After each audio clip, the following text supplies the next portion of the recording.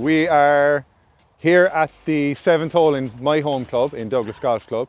So par threes are really good in this course. You've got a challenging one here, which is it's actually 186.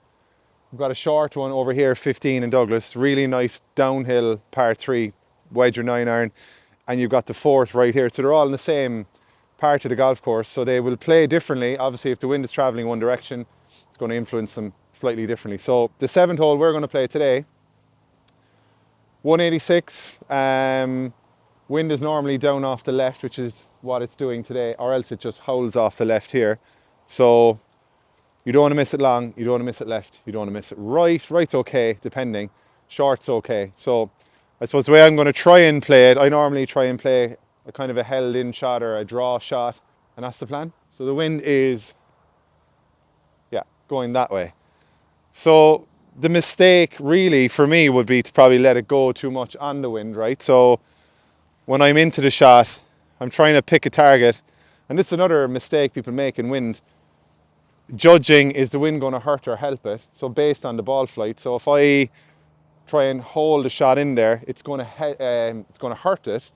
But if I let it go on the wind, it's going to help it. What I mean by that is you'll gain or lose yardage.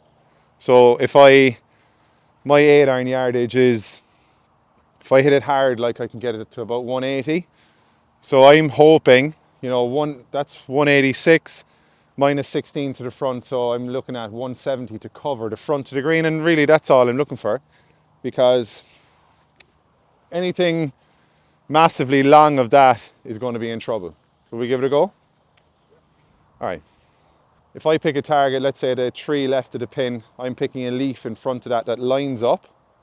So when I'm over the ball, that's my, let's say, middle target, which will line up to my far target. And I'm just trying to execute on what I'm doing. And then before that, just trying to rehearse what I want to do. And we'll go from there. And I'll just talk through the shot as I hit it. I'm trying to be loose in my feet, trying to rehearse what I'm going to rehearse.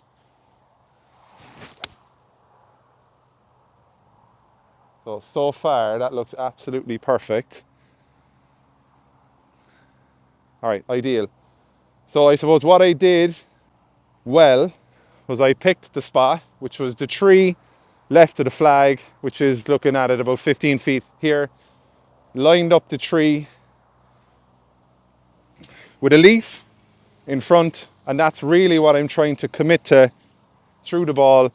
The shot was a held in shot, but what it didn't do, it didn't go too long, it didn't go too short. I love when you hit your number, so I think all that worked out quite well. All right, so here's something you can very, very easily do, right? So we got the wind right. The distance to the hole was 184, so I said I hit my 8-iron about 180. So people will say, oh, 184, that went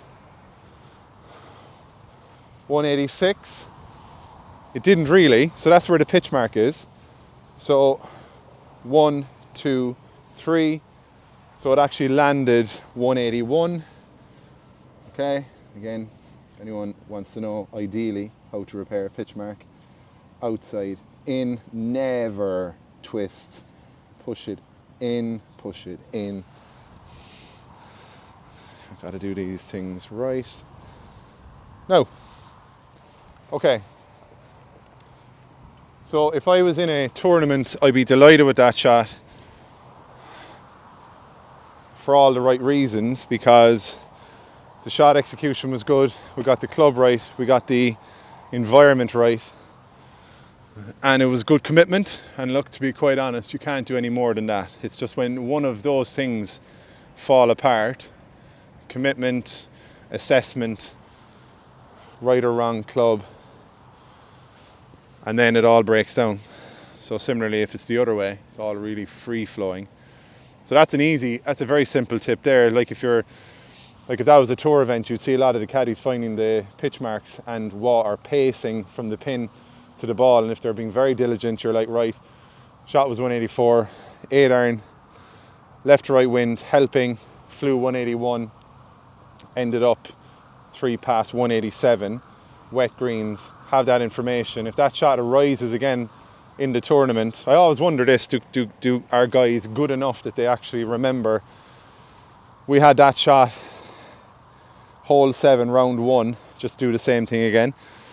Now you'll see a lot of guys with launch monitors in practice rounds right here, so they're getting live feedback during practice rounds. It's so valuable as well. All right. Okay. So I haven't hit a putt now since that putt I had to win the event, right? So sometimes you're like, oh, have I still got the same feel? So I was actually standing very open and over it. It should be straight enough. It's actually a good putt. Just didn't read it right. All right. So again, you'd have to say, right, if you were really critiquing yourself, you're like, right, committed nicely on the full shot. Weather isn't great, like it's kind of, you know, you're judging what the greens are like. Greens here are always really good. So a nice firm bounce, stopped really quickly, probably misread the putt, hit a nice putt, made it 3 on a 184 par 3. So you have to be happy with that and move on.